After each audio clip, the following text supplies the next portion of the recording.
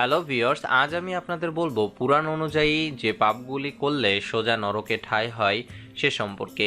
আপনাদের ভালোবাসায় নিউজ বাংলা টেলিভিশনে এখন 40,000 সাবস্ক্রাইবার। আপনি যদি এখনো সাবস্ক্রাইব না করে থাকেন তাহলে নিউজ বাংলা টেলিভিশনের সমস্ত নতুন ভিডিও সবার আগে পেতে প্রথমে সাবস্ক্রাইব বাটনে ক্লিক করুন, তারপর পাশে থাকা বেল আইকনটিতে প্রেস করুন।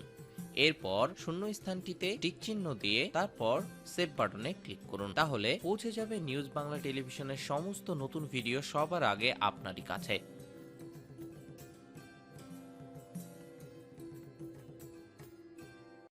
বহু প্রাচীন ধর্ম হিন্দু ধর্ম, এই ধর্ম সনাতন ধর্ম নামেও পরিচিত। ধর্মকর্ম নিয়েও বিস্তারিত বলেছেন ভগবান বিষ্ণু। আবার মহাদেবের হাতে তৈরি ধ্বংসলিখন। একবার গরুড় দেবের সঙ্গে বিষ্ণুর কথোপকথন হয়েছিল। সেই গরুড় পুরাণে আলোচনা হয়েছিল কোন পাপগুলি করলে সোজা নরকে ঠাঁই হবে। যে ব্রহ্মাণ ভগবানের সেবা করেন তাকে হত্যা করলে তাকে কড়া প্রতিশ্রুতি ভাঙলে সোজা নরকে যেতে হবে। অন্তঃসত্ত্বা মহিলার উপর অত্যাচার করলে বা তাকে হত্যা করলে সেই হত্যাকারীকে নরক ছাড়া আর কোথাও স্থান হবে না। কারোর বিশ্বাস ভঙ্গ করলে সোজা নরকে ঠাঁই। কাউকে খাবার খাওয়ানোর নাম করে তাকে বিষ খাইয়ে খুন করলে নরক যাত্রা অবধারিত।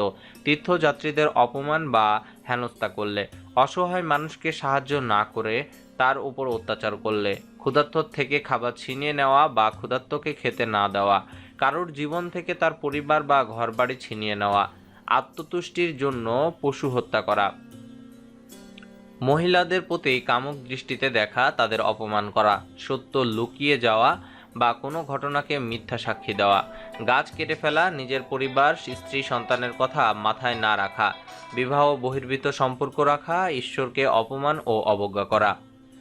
ভিউয়ার্স, এই ছিল আমাদের আজকের ভিডিও। আশা করি ভিডিওটি আপনাদের ভালো লেগেছে। আর ভিডিওটি যদি ভালো লেগে থাকে তাহলে অবশ্যই ভিডিওটিতে একটি লাইক করবেন, কমেন্টে আপনার মতামত জানাবেন এবং ফেসবুকে আপনার বন্ধুদের সাথে শেয়ার করবেন। ধন্যবাদ।